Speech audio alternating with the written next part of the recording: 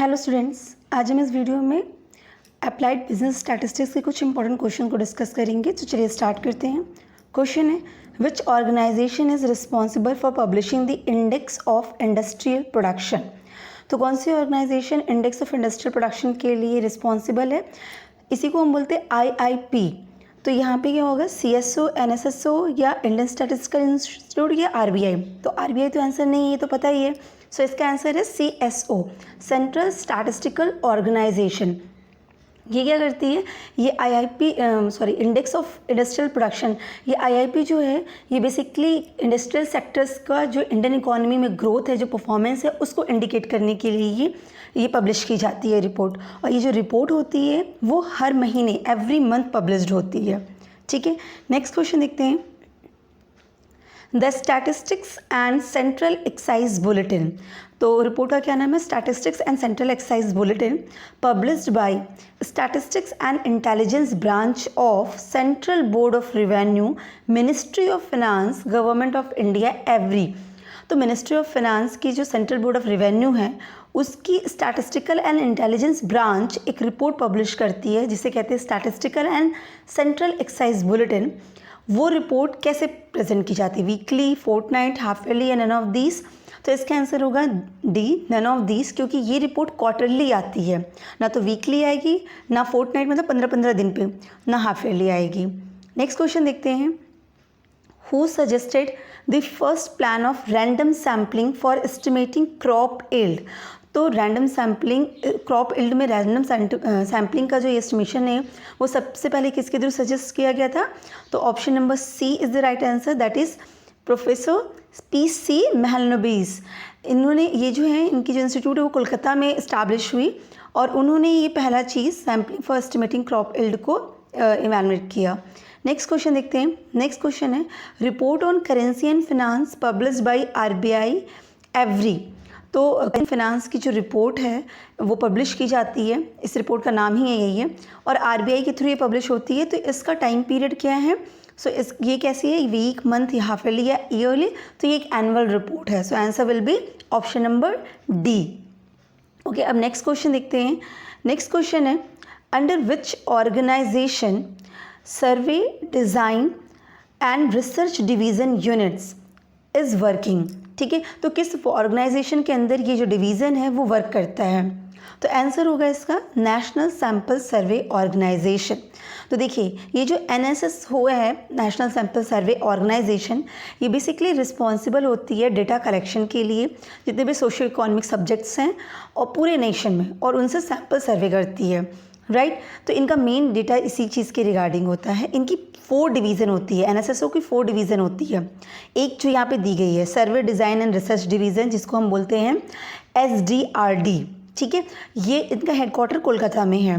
फिर दूसरी आपकी आती है फील्ड ऑपरेशन डिवीज़न, जिसको बोलते हैं FOD। तो जो फील्ड ऑपरेशन डिवीज़न है इसका हेडक्वार्टर दिल्ली और फरीदाबाद में है।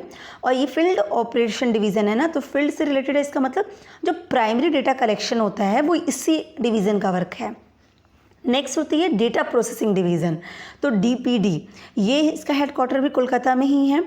और उसके बाद लास्ट जो इनकी विंग है वो है कोऑर्डिनेशन एंड पब्लिकेशन डिवीज़न, जो इसको बोलते हैं CPD। तो ये क्या करती है, जितनी भी एक्टिविटीज़ हैं डिफरेंट डिवीज़न की, NSO की, नेशनल सैंपल ऑफिस की, उसको क्या करती है, कोऑर्डिनेट करती हैं। ठीक है, और यही जो डिवीज़न लास्ट है CPD, coordination and publication division, ये एक बाय एनुअल जर्नल भी पब्लिश करती है जिसको बोलते हैं सर्वेक्षणा। ठीक है, तो ये याद रखना होगा आपको, क्योंकि NSSO के डिवीज़न्स के बारे में क्वेश्चंस आ सकते हैं। तो बेसिकली 4 है, एक सैंपल सर्वे और रिसर्च डिवीज़न करी, वो कहाँ से आया, फील्ड से आया, उसके बाद डेटा प्रोसेसिंग करेगी और उसको कोऑर्डिनेट करेगी। यही 4 डिवीज़न्स हैं, और जिसमें से SDRD कोलकाता की है और डेटा प्रोसेसिंग कोलकाता की है। बाकी दोनों फील्ड और कोऑर्डिनेशन दिल्ली की है। कोऑर्डिनेशन न्यू दिल्ली की है और फील्ड दिल्ली और फरीदाबाद की है। तो ये ध्यान रखेंगे आप, राइट। नेक्स्ट क्वेश्चन देखते हैं। नेक्स्ट क्वेश्चन है, coordinating statistical activities at the central and state is the function of. तो जो भी स्टेट और सेंट्रल लेवल पे जितनी भी स्टैटिस्टिकल एक्टिविटीज़ होती हैं उनको कोऑर्डिनेट करने का जो काम है वो किसका है? ठीक है, that is national sample survey organization, central statistical organization, Indian statistical institute या RBI. So answer will be what, option number B, that is CSO, central statistical. ये जो CSO है, ये इनका जो हेडक्वार्टर होता है वो दिल्ली में है, ठीक है। यही डिवीज़न ये रिस्पॉन्सिबल इस चीज़ के लिए भी है, स्टैटिस्टिकल स्टैंडर्ड्स को मेंटेन करने के लिए, इवॉल्व करने के लिए। तो जो CSO है वो बेसिकली उसका मेन काम क्या है, मेन फंक्शन क्या है, कोऑर्डिनेट करना स्टैटिस्टिकल एक्टिविटीज़ को सेंट्रल और स्टेट लेवल पे। NSSO की जो डिवीज़न थी वो अपने बाकी डिवीजन्स को कोऑर्डिनेट कर रही थी, उनकी स्टैटिस्टिकल एक्टिविटीज़ को, है ना, कोऑर्डिनेटिंग जो डिवीजन थी एंड पब्लिशिंग डिवीज़न। लेकिन ये जो है ये पूरे स्टेट और सेंट्रल लेवल की जितनी भी स्टैटिस्टिकल एक्टिविटीज़ है उनको कोऑर्डिनेट करती है और स्टैटिस्टिकल स्टैंडर्ड्स को मेंटेन करती है, इवॉल्व करती है। वो काम होता है सेंट्रल स्टैटिस्टिकल ऑर्गेनाइजेशन का, दैट इज CSO, और हेडक्वार्टर दिल्ली है। नेक्स्ट क्वेश्चन देखते हैं। नेक्स्ट क्वेश्चन है, industrial statistical wings is a unit of which organisation. इसको बोलते हैं IS विंग्स, है ना, इंडस्ट्रियल स्टैटिस्टिकल विंग्स। तो किसकी है ये, किस ऑर्गेनाइजेशन की है? So answer will be what, answer will be CSO, central statistical organisation. तो सेंट्रल स्टैटिस्टिकल ऑर्गेनाइजेशन की IS विंग्स जो होती है वो basically annual survey industrial unit ASI के अकॉर्डिंग काम कर रही होती है। इनका हेडक्वार्टर जो होता है कोलकाता में होता है, राइट। नेक्स्ट देखते हैं। नेक्स्ट है आपका, Indian Parliament recognized the Indian Statistical Institute through the enactment of the ISI Act in the year। तो इंडियन पार्लियामेंट ने इंडियन स्टैटिस्टिकल इंस्टीट्यूट ISI वो आपका स्टैब्लिश किया था किस ईयर में? तो ये आपका है, आंसर हो जाएगा दिसंबर 1959, पंडित जवाहरलाल नेहरू के टाइम पीरियड में ये आपका एक्ट फ्रेम हुआ था, राइट। नेक्स्ट क्वेश्चन देखते हैं। Annual survey of industries published by, तो annual survey of industries that is ASI, ये पब्लिश की जाती है किसके थ्रू? तो ये पब्लिश होती है CSO, सेंट्रल स्टैटिस्टिकल ऑर्गेनाइजेशन के थ्रू। और सेंट्रल स्टैटिस्टिकल ऑर्गेनाइजेशन में भी the ministry of statistics and programme implementation के थ्रू ये जो आपका है annual survey of industries release की जाती है ये report.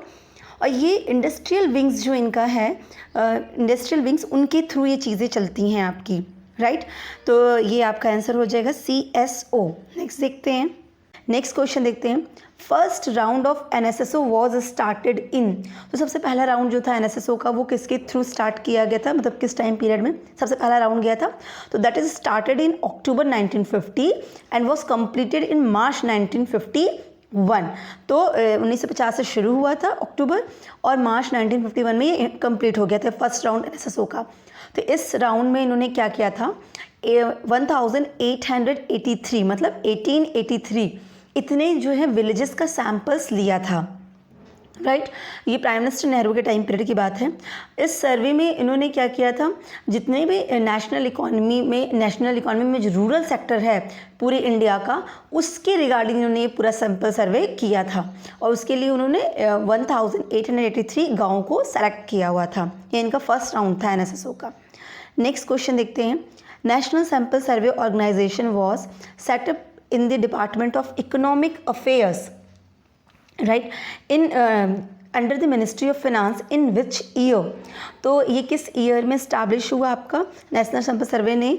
Department of economic affairs इसको जो सेटअप किया मिनिस्ट्री ऑफ फाइनेंस के अंदर, वो किस ईयर में था? तो answer will be option number C, that is what 1950, ठीक है। नेक्स्ट क्वेश्चन देखते हैं। Which office in India is responsible for coordination of statistical activities in the country and also maintaining statistical standards in the country। इस question का answer हमने पहले ही देख लिया था, मतलब समझ लिया था। तो आंसर क्या होगा? Central statistical office, national sample survey office, command statistical office या reserve bank of India. So answer will be what? Answer will be A, that is CSO, क्योंकि CSO का जो मेन काम था वो यही था कि जितने भी सेंट्रल स्टैटिस्टिक्स हैं उनकी एक्टिविटीज़ को कंट्रोल करना, कोऑर्डिनेट करना और एक स्टैटिस्टिकल स्टैंडर्ड्स को मेंटेन कराना और इवैल्यूएट करना, ठीक है। नेक्स्ट क्वेश्चन है। When the central statistical organisation was set up in the cabinet secretariat, तो कब कैबिनेट सेक्रेटरीट में CSO जो है वो आपका सेटअप हुआ? सो answer will be what? May 1951, right. तो May 1951 को आपका ये इस्टेब्लिश हुआ था अब हम नेक्स्ट क्वेश्चन देखते हैं, और डेट भी अगर ध्यान देंगे तो 2 मई 1951 था, ठीक है। और जो CSO होती है ये एपेक्स स्टैटिस्टिकल बॉडी होती है जो पूरे लार्ज नंबर पे जो डेटा होता है उसको कोऑर्डिनेट कर रही होती है। नेक्स्ट क्वेश्चन देखते हैं, the main function of NSO national statistical office is to act on the nodal act as the nodal agency. तो जो NSO है नेशनल स्टैटिस्टिकल ऑफिस, वो एक नोडल एजेंसी की तरह, मतलब अलग अलग एरिया में जैसे होते हैं ना वैसे एक नोडल एजेंसी की तरह वर्क करती है। तो इसका मेन काम क्या है? तो इसका जो मेन काम होता है वो होता है for plan development of the statistical system in the country, option number C।